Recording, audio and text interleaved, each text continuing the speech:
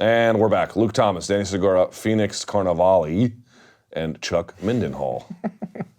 Your name is unusual. It is? Yeah.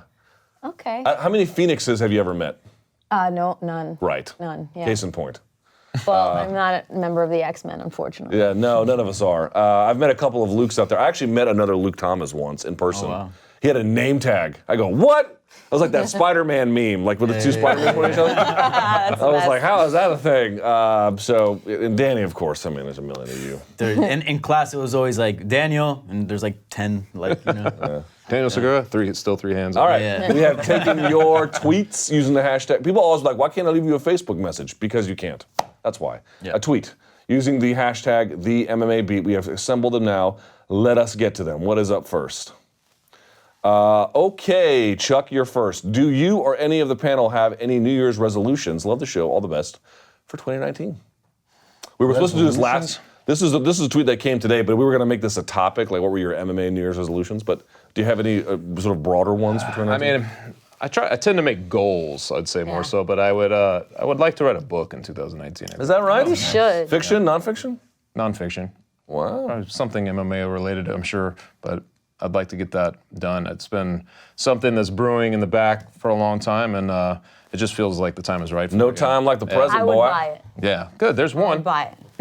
I will steal a copy. Oh, yes. You can borrow mine. All right, what about you, Phoenix? Any New Year's resolutions? I actually want to get and do a lot more jiu-jitsu this year. Yeah. I have a lot of injuries, so Did you slack off in 2018? yeah, because You also travel the like a travel is madman. crazy, but I people invite me to go to their schools and I get to roll with some really good people and that's been great. It's honestly, I'm scared of white belts because like you get injured on some weird stuff. Yeah, they're you know? terrible. So I have some good friends that are, black belts or upper level belts and they'll show me some stuff and I really enjoy the sport. That'd be fun. What about you? I'm actually going to do quite the opposite and stay away from He's gonna come into jiu-jitsu. my world. I got a torn meniscus. My elbows suck just from like 7 years of jiu-jitsu and in wrestling. So I'd like to pick up boxing. I don't know. I think 2018 I kind of got more into boxing. Obviously there was really big boxing fights. And yeah, I'd like to pick that up. I feel like it's very healthy to like rehab the body. Plus like I got the ground skills already. Let me build on the stand-up. Always remember, cardio does nothing for injury prevention. Only strength training does. Just always remember this. Very true. What are you saying here, Thomas? Still got to live. yours. New Year's resolution. I am trying to get to 100K subscribers on my YouTube channel. That's it. That's the one. That's Where you the at? one. 60, just a shade under 68,000. Getting there. Well, on your way. I've projected it. I actually put a spreadsheet together for the last 2 years. So I think I'll get it, but I've got to So be. everybody go to Luke's YouTube. No, I'm not even gonna plug it. I mean the actual name, but yes, that's just a goal to have. I got some other ones too, but whatever. All right, what's next? Are the UFC and USADA beyond trusting at this point, Phoenix? And should USADA part ways with the UFC? Oh my God, this is a big question. This is the area where I feel the dumbest. Everyone does. I We're not alone. really don't get it. I will say this, I feel like everyone is figuring it out, even them.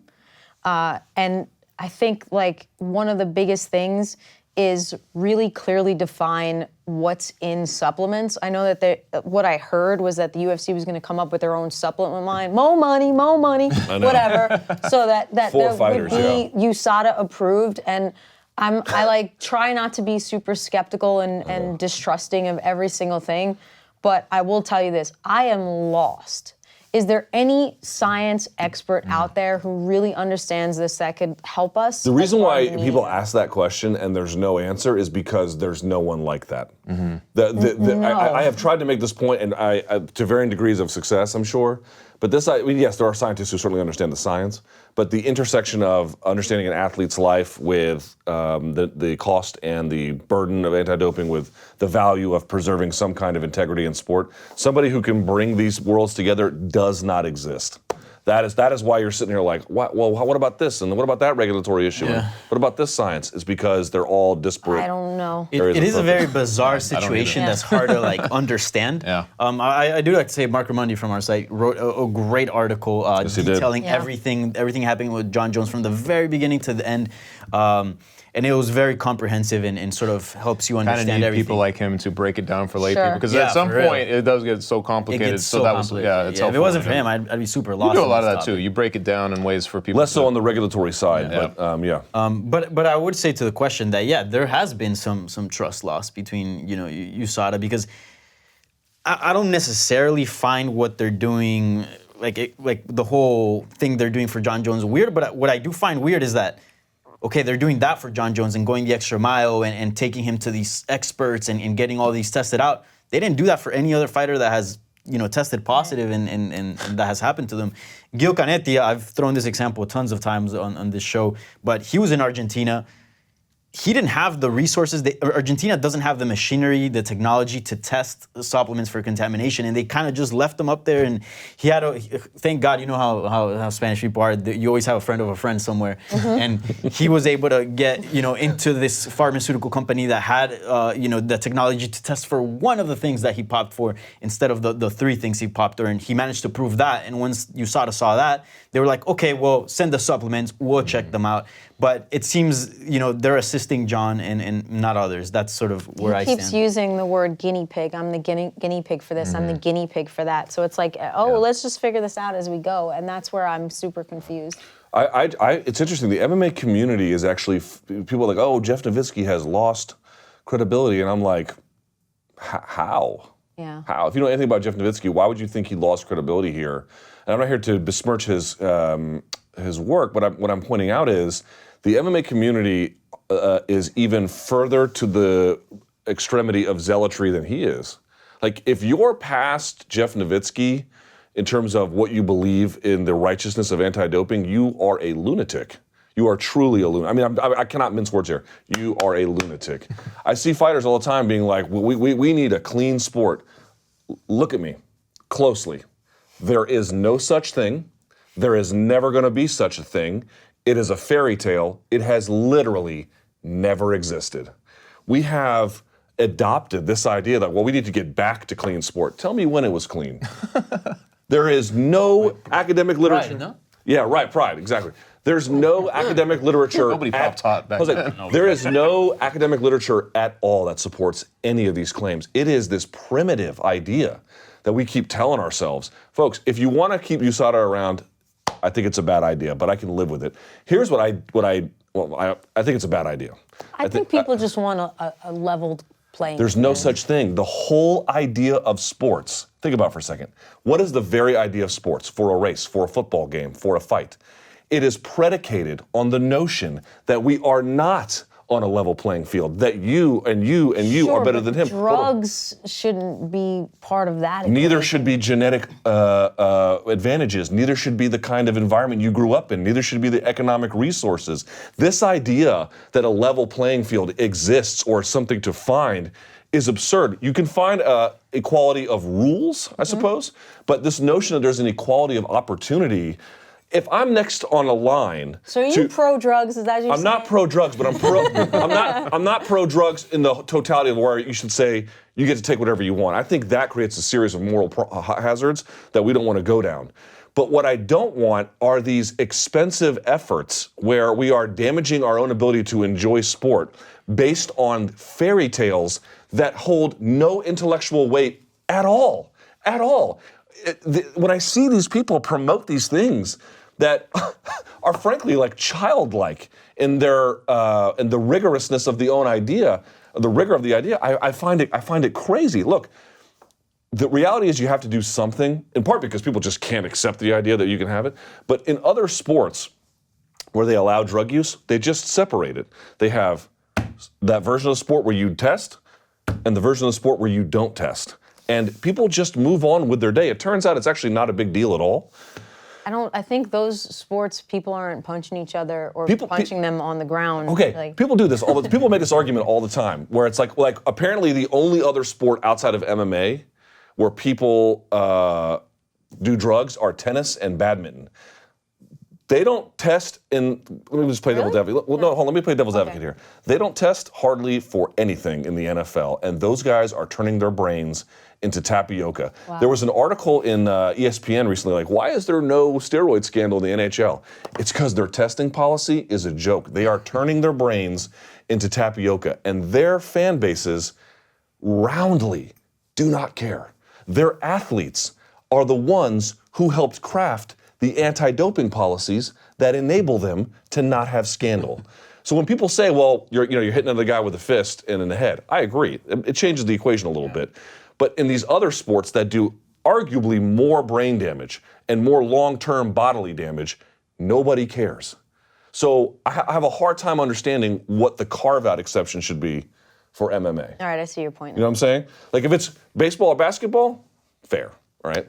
But in American football, they're killing each other. So you're not pro drugs. I'm pro having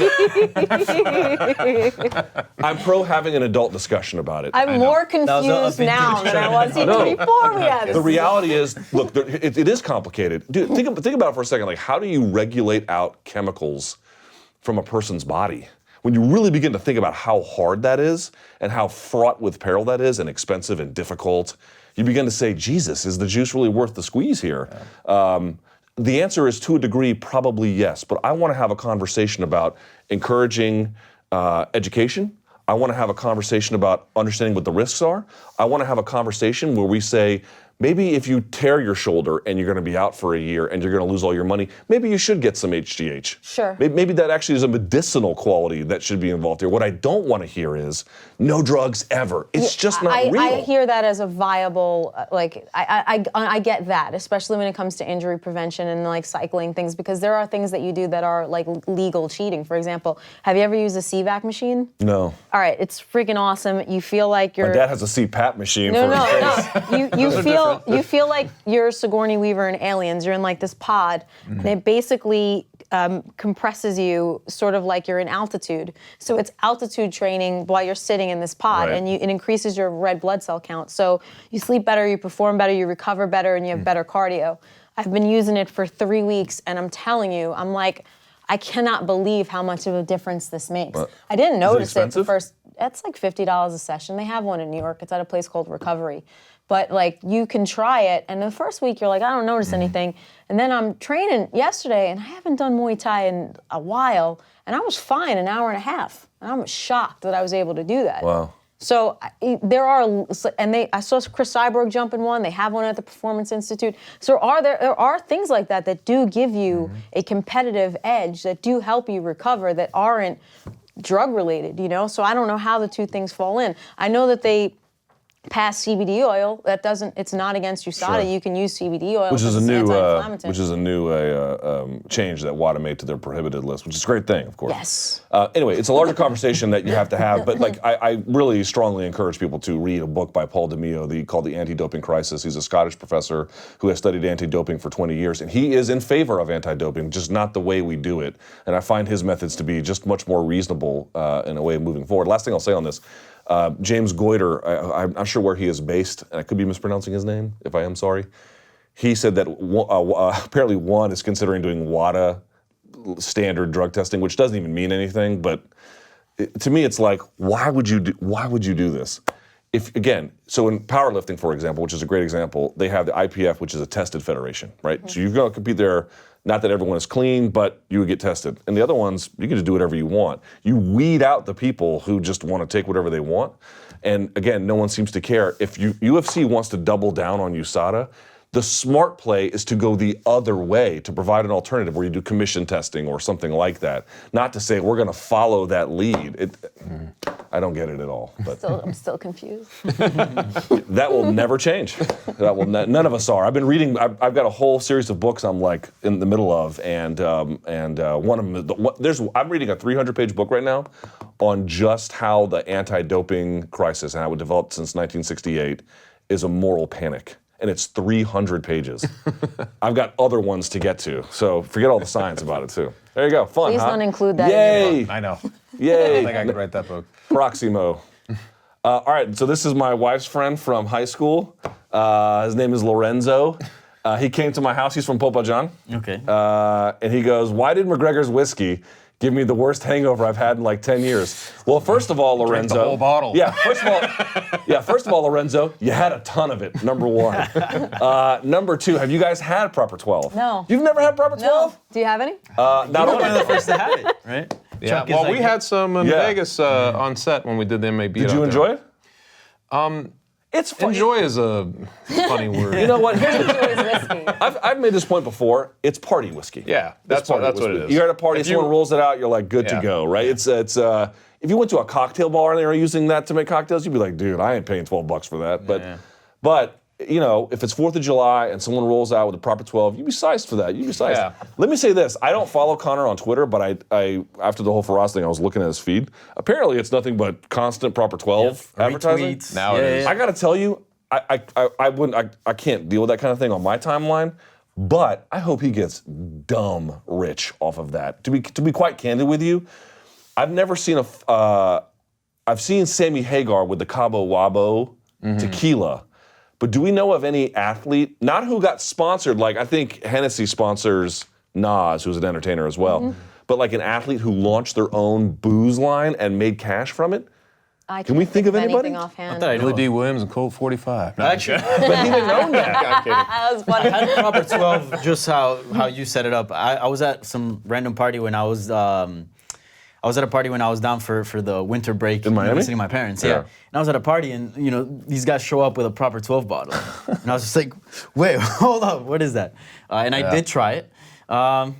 It's all right. Yeah. It's party whiskey, bro. It is. It's if you don't treat it anything other than party whiskey, I you'll will never have a say, bad time. the last time we had the MAB, which was like last month at this point, but the truck was right out front of our building here. Really? You know, the truck, yeah. Oh, really? I was gonna Wait, grab there's a whiskey truck? It was like a, he sends a lot on his Twitter. He posts pictures of that truck. Trucks going around Okay. and there was one right out front here, and I was like, that's when you're like, how weird is this? It's just everywhere at this point. It's the perfect whiskey for Las Vegas, to be See, quite I honest don't with you. drink, That's so true. it all tastes bad to me. You don't drink at all? No. Oh my God. You know how many brain just cells I cocaine have right fried? here. No, I'm just kidding. Just weed. I have fried so many brain cells. I could have been Stephen Hawking, but for the amount of booze I've just poured on top of my brain. All right, next. Let's see, Danny, UFC has seen the first 3 Champ Champs in the past 2 years. This begs the question, hold on just one second, I'll get back to that. Are these Champ Champs a different league than former champs and fighters, or are there old champs who could have been champ if the UFC would have booked those bouts? Who comes to mind? Real like quickly, Dr. Seuss. real quickly, beg the question does not, I know I'm going to sound pedantic and like a dick, but begs the question does not mean to raise the question. Beg the question is a logical fallacy where the premise assumes the premise assumes the conclusion's truth. So only left-handed quarterbacks are good because right-handed ones are bad, is begging the question. You're assuming the truth of the conclusion in the premise, and you can't do that. So there you Was Luke an English teacher? go. No, begs the. I see this all the time. It's like, it begs the question: does that mean dogs should be allowed in bars or something? And it doesn't mean to raise the question. It's a logical fallacy. But go ahead. Well, I think the answer is I'm not even sure what the hell he was asking there. If you could have booked Champ Champ Champs, Champs if you could have booked Champ from the Champs back in the past. day, how many more would you have? And how good are these ones? When The did we answer chance is a bunch. I mean, if this trend that we see now of like, oh, we need to have champions, these super fights of champion versus champion, of course, we would have seen a lot more. I think, for example, GSP is someone that comes to mind that could have gotten, although he did become, I guess, champ. Well, he didn't have the 2 belts at the same time. But if he would have had the chance while he was welterweight champ to go up to 185, I think he would have had a nice shot at Anderson maybe. Yeah. Same thing with many other fighters as well. And are they in a different league than other fighters? That's the real question. How much weight do you put in the champ? In a way, I do feel like it's way easier to do one fight, move up a weight class, and then get a belt there than say like Demetrius Johnson go 11 or 12 consecutive bouts just some defending insane the belt. number, yeah. That to me, I hold in high regard. But let's face it, having 2 belts around, it looks cool. It's shiny. It's cool. So, it's a weird one. I think what it's really gonna make the difference is like, for example, like have someone like just be like a long reigning champ, like a Demetrius Johnson, and then once he's wiped out all the That used to be contenders, and then go up and get the belt there, then I feel like that'll be like, eye opening. As far as just getting the belts, I feel like it's very doable. In I'm not saying it's easy. Sure. but it's very doable. Without clearing out your division, it's more like a popularity contest. You're super good, Right. I'm super good, let's fight, make a lot of Yeah. money, I'll take your belt away, then I'll fight someone else who's super good. Like, it's a little bit about that. And Yeah. there's a lot of opportunities to do that. But it's the one thing that I do commend Bellator for is that because there's the tournament style, you really do eliminate, and get there, and it's very clear. And we keep talking about this because there isn't, well, there is that, but there isn't a clear version of that. And for Bellator, later this month, Ryan Bader's going to try to be the champ champ Sure. when he goes up against Fedor, which should be kind of interesting as well. So, Chuck, any final thoughts? I just think if you defend your belt, 6, 7 times, you're going to face every kind of fighter, right? Like probably Right. there's going to be every kind of fighter that's going to prove something. But a lot of times, if you go for a second belt, it could just be a favorable matchup for you. It doesn't necessarily mean you're better than everybody else at that weight class. It just means because you look at, and I'm not diminishing his work, but I mean, the Eddie Alvarez fight for Conor McGregor was tailor-made for him, and you know what I mean. I felt like that was a tailor-made fight for him. Could he beat everybody in the lightweight division? I don't know, because then obviously that's the problem because he didn't defend it. Right. And you get into those situations. That's the problem with the champ versus champ super fights, because if you hold the belt, that's usually a meaning of you're the best in the division, right? But if you're just jumping off for a one fight, I mean, can you really make the case that Conor McGregor was the best lightweight? It's tough. True. Next, if Greg Hardy becomes a title holder, how would that affect the UFC's image? Also, what would be the best way for the UFC to promote him? And the truth is, he's so untested, we are probably pretty far away from this. But if you watch him move and watch how he strikes, you can tell he's also going to get good at this pretty fast. Yeah. Now, we'll see how well he reacts to taking a punch. We'll see how well he can manage a gas tank. We'll see how well he can do the other parts of his game. But insofar as what he has shown is, whether you like him or not, pretty formidable. So there's many, many questions, but let's say he begins to answer them to the point where they can't deny this guy a title opportunity and he wins. Now what? That'd have to be at least probably, a year and a half, 2 years in the making. So you'd hope at that remove, he's had enough exposure within the sport. There would hopefully be some kind of redemption thing story going on, because where martial arts saved my life, and I get to channel my anger in a better way, and maybe does some type of public service to the whole situation and brings light to it. And we love those redemption stories, let's be honest. But I will say that I hope that's the case. I really do. I almost hope that we can maybe change people around. It's like all the anti-bullying stuff, where it's like you were like protecting the kids that were being bullied, but never working on the bullies, but trust me, I'm not like saying that he's cool or he's good or I forgive him. I don't know the guy. I don't know the situation on the story. I'm just saying that if you are in this, you really better kind of clean yourself up in some sort of way. And you have to address it. You can't not address it. I know. That's the other thing. I think like Chuck said, I think if this does happen, it'd probably be like a year and a half down the line. And I feel like by then, every time he fights, I feel like there's going to be layers shed in the sense of, the media is going to bring up these questions, right? All these past issues that he's had are going to be addressed. If we're allowed to. That I feel like at that point, I think it's going to be a different story than what it is now. Yeah. Because the novelty would be gone, right? It'll stick with him because it's a tough one. I don't think, there's going to be people who will never give him that second opportunity to like it. They will not like him. But I think that the more exposure he has with the sport, the more associations, the more times he appears on ESPN, the more all this stuff, the more you just look at him as a fighter. Yeah. And I think that would at some point take over the greater narrative of his story, I think, but it's hard. It's so hard to nonetheless, it's still going to be a thing that's going to follow him forever. Yep. Next. What is your favorite MMA meme? So, Sea Level Kane is up there for me. Jeez. I have one. What is it? It's so terrible, but it was just funny to me. So, when Ronda Rousey knocked out Betch Kohea, she fell on the Straight Outta Compton sign. And it was like Straight Outta Compton in theaters, whatever date. And I was like, that's terrible. But it made me laugh. And there's another one where Herb Dean is like, when somebody's getting knocked out, and I don't remember who it was, but it was funny. I haven't seen that one. That one's great. Because he's reffing, but he's like, whoa! And it's like Friday, you got knocked the F out! And it's Herb Dean's face. It was hilarious. I know all the bad ones. So Sea Level Kane is like... That one's good. But that's like a recurring one. What's the other one? Like Motivated BJ, is that the other one? Motivated BJ Penn? Yeah. Well, there's that one that's been going around forever that they apparently like BJ took a selfie. Oh, he's got the big fat chin or something? Yeah, and they like crop them and they insert them in all these photos. What's with every time McGregor posts anything, like somebody right away posts like a picture of his small head? What is up with that? Like he's got this huge body, like his body's normal, but his head is shrunk down to like a pea. It's like Beetlejuice. I don't know. I don't know. I think Dylan Dennis posted that, and I think that came from a Kanye video that he did with Lil Pump, where they had like these big bodies and like. I think that's what it came from. I'm not sure. All right. Did you hear that Gen Z conversation right there? Just get it. Lil Pump. Lil Pump. He's actually, I think his parents are Colombian, and he. Is that right? Yeah, and he grew up where I grew up, like in Broward County, like in Florida. He's a 954 guy. See, your generation has all the littles. My generation's had the biggies. Yeah. Yeah. No, we had Lil Flip. Who? Lil Flip Okay. Lil Flip. from Houston. We had Lil Flip. We had Little Richard. We did the whole thing. I like Little Richard.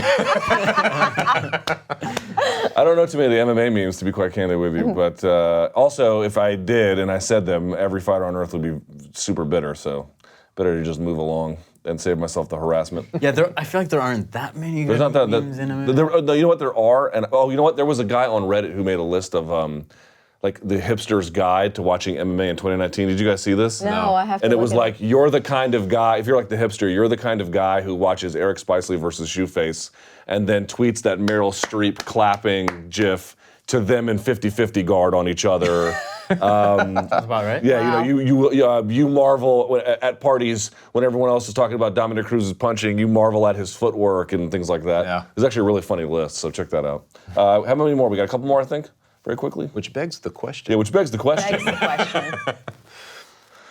This is an interesting one. I think it's probably the last one. DC United, listen to this one, will broadcast 34 games on Flow Sports. They don't even have a TV deal other than when they have national games, right?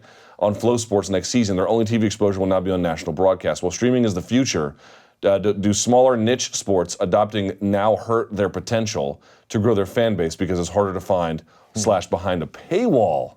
Because streaming, I think, is the future. Yeah. Right. But in what packaged and promoted way, I'm not sure anyone has the answer. True. I got to tell you, in DC, and by the way, the guy who wrote that is actually Irish. He moved to DC.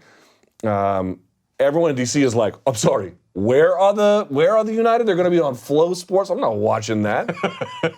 So what do you do? Like, what is the right answer? Like, when is streaming a good thing? When is streaming a bad thing? I think is the question. So I have a Roku, and sometimes in the Roku, when you like go to home, they'll say this movie is free, and then it turns out to be on some weird like channel that you have to subscribe to. But you at least go to the free movie.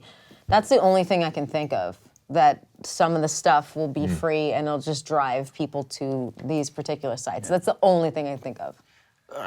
This is a tough question, but I feel like maybe one of them is also the type of audience that you cater to, right? If it's most of a young man's or young people's sport, probably streaming is the way, right? If your audience is older people, perhaps they're more likely to watch something on the TV than streaming. I think the issue here for if you're like a soccer team is they were used to watching you on like the local channels. Yeah. Now they're not going to jump behind a paywall to watch. That's one red flag. Right. If you're also like a local team is different than the UFC who's international, right? Yeah. So yeah. But also like behind the paywall thing is interesting because you know what's one of the most successful sports verticals out right now, at least in combat sports, is Flow Grappling.